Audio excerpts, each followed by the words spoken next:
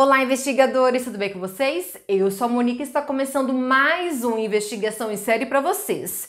Em 1918, a cidade de Nova Orleans foi abalada por um serial killer conhecido como o Homem do Machado. E o mais esquisito, bizarro de tudo isso é que ele enviou uma carta às autoridades dizendo que quem escutasse jazz uma noite não seria morto. Então, se você já gosta desse tipo de conteúdo, eu te convido a deixar o like, vai me ajudar muito. Se inscreva no canal e também ative as notificações. Vou deixar aqui embaixo as minhas redes sociais, porque nós temos o Instagram e também a página do Facebook do Investigação em Série. Dito isso, bora para o nosso caso de hoje.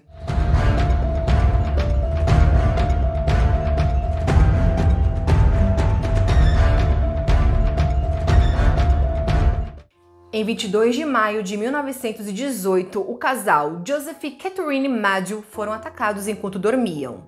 O assassino invadiu a casa e cortou a garganta do casal com uma navalha. Quando estava saindo, ele bateu na cabeça deles com um machado.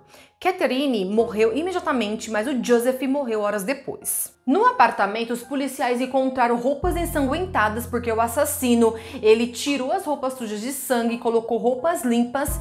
E em uma busca mais aprofundada, a polícia encontrou no gramado do vizinho uma navalha. E a polícia descartou a possibilidade, a teoria de roubo, porque o dinheiro e objetos de valor foram deixados na casa. A navalha usada para matar o casal pertencia a Andrew Madio, irmão do Joseph, que tinha uma barbearia. O seu empregado, chamado Stephen Torres, disse à polícia que Andrew tinha levado a navalha 2 dias antes para que a lâmina fosse afiada. O Andrew, que morava no apartamento ao lado, disse que estava bêbado no momento do ataque, por isso não ouviu nada. A polícia ficou surpresa com a atitude dele, tanto que ele se tornou o principal suspeito. Só que depois ele foi liberado por falta de provas e também porque os vizinhos disseram ter visto um homem desconhecido rondando a residência deles antes de morrerem. Em 27 de junho de 1918, Louise e sua amante Harry foram atacados nos quartos nos fundos da mercearia de Louise. Ele foi atingido por um machado do lado da cabeça direita, o que causou uma fratura no crânio. A Harry foi cortada a orelha esquerda dela e ela estava inconsciente quando a polícia chegou no local. E um lado do rosto dela ficou paralisado devido à gravidade do ataque. E o casal foi descoberto depois das 7 horas da manhã por um homem chamado John Zenka, que tinha ido na mercearia fazer uma entrega de rotina. O machado, que pertencia ao próprio Luiz, foi encontrado dentro do banheiro do apartamento e mais tarde ele disse que foi atacado enquanto ele estava dormindo. E a polícia prendeu o suspeito, um homem afro-americano de 41 anos que trabalhava na loja do Luiz há mais ou menos uma semana. Assim como no outro caso, a polícia não tinha evidências para prender esse homem, mas mesmo assim eles prenderam dizendo que ele foi contraditório, dizendo que ele não sabia onde estava na manhã do dia do ataque, só que depois, mais tarde, ele foi solto. A partir daí, a mídia ficou em cima desse caso e o jornal local descobriu que a Harry não era a esposa de Louise, mas sim a sua amante, então foi um escândalo. E a atenção acabou se voltando para o próprio Louise, quando acabaram descobrindo uma série de cartas escritas em alemão e russo que estavam no baú na casa dele. E a polícia suspeitava que ele fosse um espião alemão, então os funcionários do governo começaram uma investigação para verificar essa possível espionagem. Semanas depois, a Harry disse que suspeitava sim que o Louis fosse um espião. Com isso tudo, ele foi preso, só que depois de algumas horas ele foi solto. Em 5 de agosto de 1918, uma mulher chamada Anna Schneider, ela foi atacada. Ela tinha apenas 28 anos de idade e estava grávida de 8 meses. O seu couro cabeludo tinha sido cortado e o seu rosto estava completo de sangue. Ela foi encontrada depois da meia-noite pelo seu marido chamado Ed, que ele voltava tarde do seu trabalho. Ela disse que não se lembrava de nada e depois de 2 dias ela entrou em trabalho de parto e o seu marido disse à polícia que nada da sua residência foi levado, então não teve roubo. E também, gente, não teve nenhuma entrada forçada na residência deles e a polícia chegou na conclusão de que ela foi atacada com abajur que estava próximo em uma mesa. Um ex-presidiário chamado James, ele foi preso logo em seguida que a Anna foi encontrada. O James, ele foi libertado mais tarde devido à falta de provas e falta de evidências. A partir desse momento, gente, os investigadores começaram a acreditar que o ataque que aconteceu com ela estava relacionado aos incidentes anteriores que eu contei para vocês. Então eles já começaram a fazer uma ligação de todos os casos. Um homem idoso chamado Joseph morava com as suas duas sobrinhas chamadas Pauline e Mary. Então no dia 10 de agosto de 1918, as duas acordaram com um som muito forte vindo da sala. Assim que as meninas entraram naquele cômodo, elas viram que o tio delas tinha acabado de levar um golpe na cabeça e o atacante estava fugindo, só que elas conseguiram ver ele. Era um homem de pele escura, usava um terno preto e um chapéu. O Joseph, ele foi socorrido, foi levado para o hospital, só que depois de 2 dias ele morreu de traumatismo craniano. A casa foi revirada, só que ninguém levou nada. E os policiais encontraram um machado sujo de sangue no quintal e descobriram que o painel da porta dos fundos foi retirado também. O Charles, que era um imigrante que morava com sua esposa chamada Rosie e sua filha Mary no subúrbio de Nova Orleans, na noite do dia 10 de março de 1919, foram ouvidos gritos vindos da casa da família. O vizinho chamado Orlando atravessou a rua para saber o que aconteceu. Assim que ele chegou no local, ele percebeu que o Charles, a sua esposa e sua filha foram atacados por alguém. A Rose, ela estava na porta com um ferimento muito grave na cabeça. Ela estava segurando a sua filha, que já estava morta, e o Charles estava deitado no chão. Assim como os outros casos, nada foi roubado da casa, mas um painel da porta dos fundos foi removido e um machado sujo de sangue foi encontrado na varanda. O Charlie, gente, teve alta 2 dias depois desse ocorrido. A Rose, ela disse à polícia que o Orlando, juntamente com o seu filho de 18 anos, foram quem cometeu esse crime. O Orlando, gente, ele era um idoso de 69 anos, que ele tinha muitos problemas de saúde. O seu filho de 18 anos tinha mais de 1,80 de altura e pesava mais de 100 quilos, então ele era grande demais para caber no painel da porta dos fundos. E o Charles, ele negou as alegações da esposa, mas mesmo assim a polícia prendeu o pai e o filho pelo assassinato. E esses homens foram considerados culpados mais tarde, tanto que o filho dele foi condenado a enforcamento e o pai à prisão perpétua. E o Charles, ele se divorciou da esposa após esse julgamento. Só que depois de 1 ano, a Rose disse que tinha acusado falsamente os dois por despeito, porque eles tinham basicamente uma rincha. Então, por causa de tudo isso, o pai e filho foram libertados da prisão. Mike Pepitone foi atacado na noite de 27 de outubro de 1919. Sua esposa Esther foi acordada por um barulho e chegou à porta de seu quarto no momento em que um homem grande que estava empunhando um machado estava fugindo do local. Mike foi atingido na cabeça e Esther disse para a polícia que não conseguiu ver o assassino e não podia descrever nenhuma característica dele.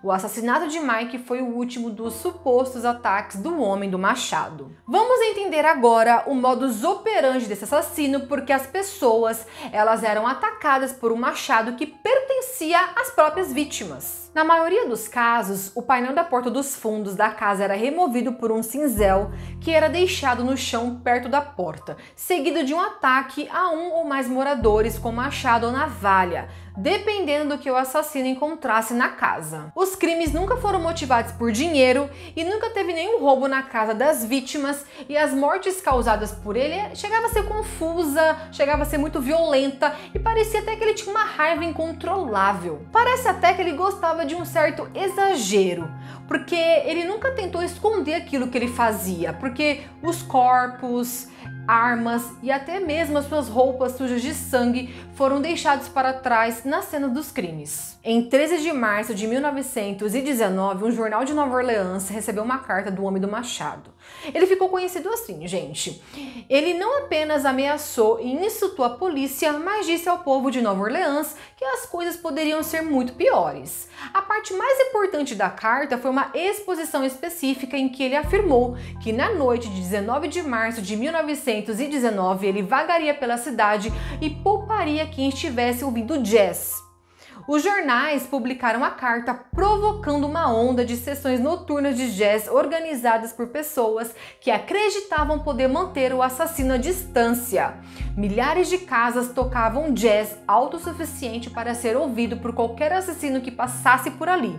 Aqueles que não tinham aparelhos de som em casa foram para clubes ou iam para a casa dos amigos. Sua carta ao povo de Nova Orleans mencionava Sua Majestade Satânica, Inferno e o Anjo da Morte, e ele afirmava ser um demônio das profundezas. A associação demoníaca possivelmente aponta para a esquizofrenia. A compulsão de escrever ao público e à polícia sugere narcisismo. E a carta também pode ter servido para confundir a polícia contendo pistas falsas. Podemos imaginar então que o homem do machado gostava de atenção. Ele deve ter se sentido muito poderoso por ditar comportamentos para uma cidade inteira com apenas uma carta. E o mais impressionante, o que mais chama atenção, é que naquela noite ninguém morreu. Há quem acredite que o autor da carta não era o homem do machado, e sim alguém chamado John Joseph Davila. Ele era um músico e compositor de jazz e logo após a publicação da carta ele lançou uma música que circulou pela cidade com a arte da capa retratando uma família tocando piano enquanto procurava por um intruso. Ele ganhou muito dinheiro com a música e era uma pessoa bem culta, assim como o escritor da carta. Talvez o John, gente, seja o maior profissional de marketing de todos os tempos, que conseguiu fazer o jazz virar uma sensação local em cima de uma tragédia. Mas agora vamos para os suspeitos, porque várias pessoas foram suspeitas de serem o homem do machado de Nova Orleans, embora as testemunhas descreveram o agressor como de pele escura, corpulento e usando um chapéu. Inúmeras pessoas enfrentaram interrogatórios e até algumas das próprias vítimas foram suspeitas, como foi o caso do Luiz que eu falei para vocês. Mas as investigações não levaram a lugar algum por causa da falta de evidências. A primeira teoria é que nem todos os assassinatos foram obra do homem do machado. Alguns especulam que a última vítima, Mike, foi morta pela máfia. A segunda teoria é que o homem do machado é uma figura sobrenatural que pode vagar por pequenas entradas e se tornar o homem grande. A última teoria é um suspeito legítimo chamado Joseph Mumfre. O último ataque do homem do machado foi contra Esther e Mike e apenas a Esther sobreviveu.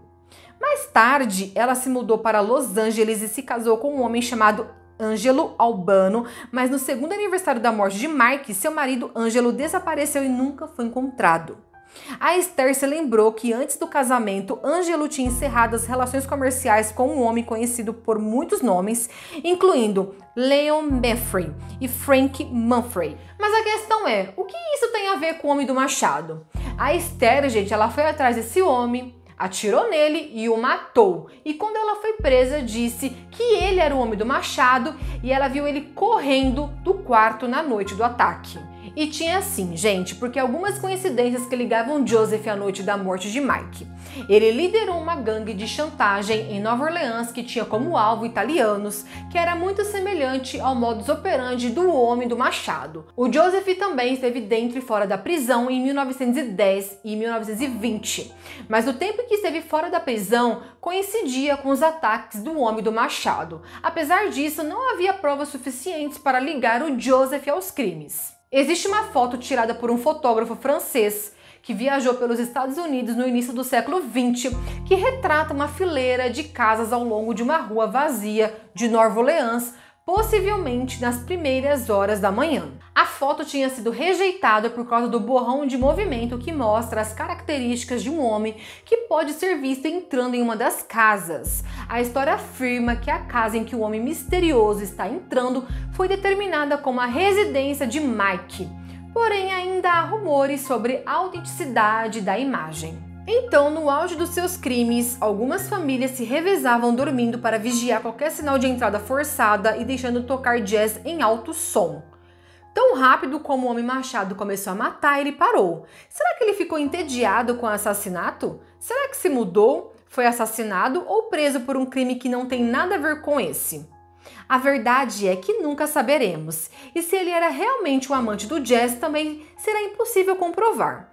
Então, sem impressões digitais, identificação confiável de testemunhas ou suspeitos possíveis, as autoridades nunca resolveram o caso do homem do machado. É isso aí, investigadores, esse foi mais um caso de hoje, eu espero que vocês tenham gostado. Deixa aqui nos comentários o que vocês acharam desse caso, muito misterioso, não é mesmo? Não se esqueçam de deixar o like, que vai me ajudar muito, e se inscrevam no canal. Vamos se ver então no próximo vídeo. Até mais, investigadores!